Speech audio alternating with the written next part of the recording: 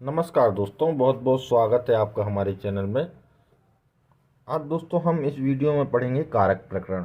दोस्तों कारक प्रकरण भी संस्कृत व्याकरण का बहुत ही महत्वपूर्ण टॉपिक है। इससे भी दोस्तों हमेशा एक या दो प्रश्न जरूर पूछे जाते हैं। ठीक है दोस्तों, तो स्टार्ट करते हैं। सबसे पहले देखते हैं कारक होता क्या है। तो दोस्तों जिसका क्रिया के संपादन में उपयोग हो वो कारक कहलाता है। जिसका क्रिया के संपादन जिसका जिसका क्रिया के संपादन में उपयोग हो वह कारक कहलाता है। ठीक है दोस्तों, जिसका क्रिया के संपादन में उपयोग हो वह कारक कहलाता है।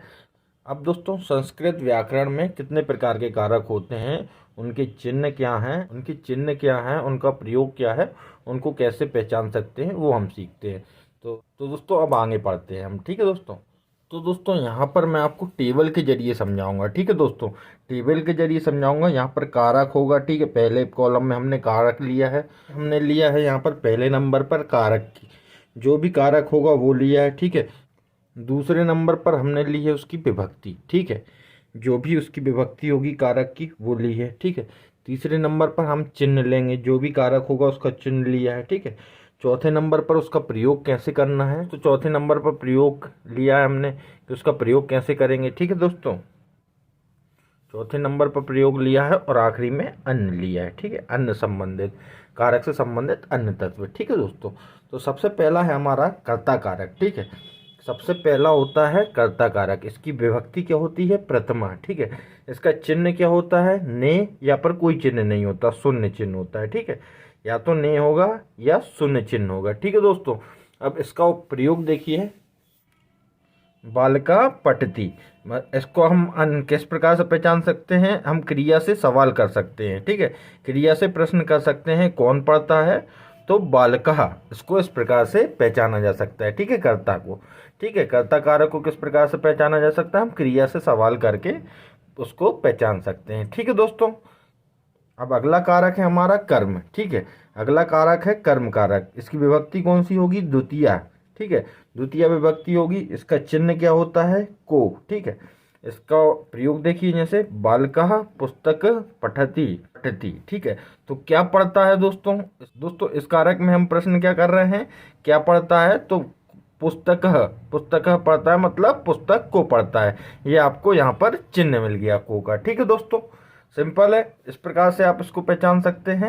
एक बार फिर से समझिए दोस्तों, कारक कौन सा है, कर्म। विभक्ति कौन सी है, द्वितीय।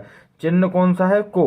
प्रयोग में देखिए, बालकः पुस्तकः पठति। ठीक है, क्या पढ़ता है, पुस्तक, तो पुस्तक को पढ़ता है। तो को आपको यहाँ पर मिल गया, इसका चिन्ह, कर्म का चिन्ह आपको को मिल गया, तो आप बता सकते हैं कि यहाँ पर कर्म कारक होगा। ठीक है दोस्तों, तीसरा है करण कारक। ठीक है, इसकी विभक्ति कौन सी होगी, तृतीया विभक्ति होगी। ठीक है दोस्तों, इसके चिन्ह क्या होंगे, से होंगे या द्वारा होंगे। ठीक है, से या द्वारा होगा इसका चिन्ह। ठीक है, अब इसका उदाहरण देखते हैं। बालकः मनसः पुस्तकः पठति। ठीक है दोस्तों, तो कैसे पढ़ता है, यहाँ पर हम प्रश्न क्या करेंगे, कैसे पढ़ता है, तो मनसा मतलब मन से पढ़ता है। ठीक है दोस्तों, तो यहाँ पर हमें से मिल गया यहाँ पर। ठीक है, यहाँ पर चिन्ह मिल गया हमें कर्ण का, कौन सा, से। ठीक है, अगला है हमारा संप्रदायन। अगला है दोस्तों हमारा संप्रदायन कारक। इसमें दोस्तों इसकी विभक्ति कौन सी होगी, चतुर्थ विभक्ति होती है। ठीक है दोस्तों, इसका चिन्ह होता है दोस्तों को या के लिए, को या के लिए। ठीक है दोस्तों, यहाँ पर उदाहरण देखिए, जैसे सा मोदकाय हट्टगतः। ठीक है दोस्तों, तो किसके लिए गया था वो, मोदकाय। मोदकाय मतलब मिठाई के लिए। तो दोस्तों इसको आप इस प्रकार से यहाँ पर प्रश्न करेंगे, किसके लिए गया, मोदकाय मतलब मिठाई के लिए। ठीक है, इस प्रकार से आप यहाँ पर पहचान सकते हैं इसको। ठीक है, अगला है अपना अपादान। ठीक है, अपादान की कौन सी विभक्ति होती है, पंचमी विभक्ति। ये यहाँ पर इसका चिन्ह क्या होता है, से, लेकिन अलग होने के भाव में। ठीक है, अलग होने, कोई चीज किसी चीज से अलग हो रही है उसके भाव में। ठीक है, जैसे देखिए उदाहरण देखिए, वृक्षात पत्राणि पतंती। ठीक है दोस्तों, ये मतलब क्या है, वृक्ष से पत्ते गिरते हैं। किससे गिरते हैं दोस्तों, यहाँ पर हम पढ़ेंगे किससे गिरते हैं, तो वृक्षात मतलब वृक्ष से। हमें यहाँ पर से चिन्ह मिल गया, तो यहाँ पर कौन सा, अपादान कारक होगा। ठीक है दोस्तों, अगला है संबंध कारक। ठीक है, यहाँ पर विभक्ति कौन सी होगी? षष्ठी विभक्ति। ठीक है दोस्तों, इसका चिन्ह क्या होगा? का, की, के। अब यहाँ पर देखिए, अब दोस्तों उदाहरण देखिए, नप्रस्य पुत्र आगतः, मतलब राजा का पुत्र आ रहा है। ठीक है, तो यहाँ पर हम प्रश्न करेंगे किसका पुत्र?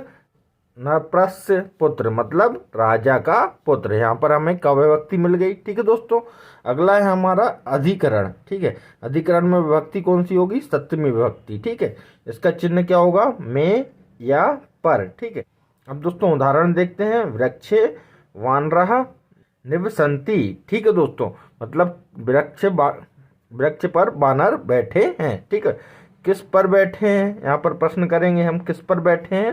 तो वृक्षे, मतलब वृक्ष पर बैठे हैं। ठीक है दोस्तों, इसे यहाँ पर हमें पर मिल गया, पर मिल गया। इस प्रकार से हम इन कारक को पहचान सकते हैं। ठीक है, और दोस्तों इसकी पीडीएफ मैं आपको डिस्क्रिप्शन में लिंक दे दूंगा, उस लिंक पर क्लिक कर आप फ्री में इसकी पीडीएफ डाउनलोड कर सकते हैं। ठीक है दोस्तों, उम्मीद है दोस्तों आपको वीडियो अच्छा लगा होगा। अच्छा लगा होगा तो दोस्तों प्लीज़ वीडियो को लाइक कीजिएगा। आपका बहुत बहुत धन्यवाद।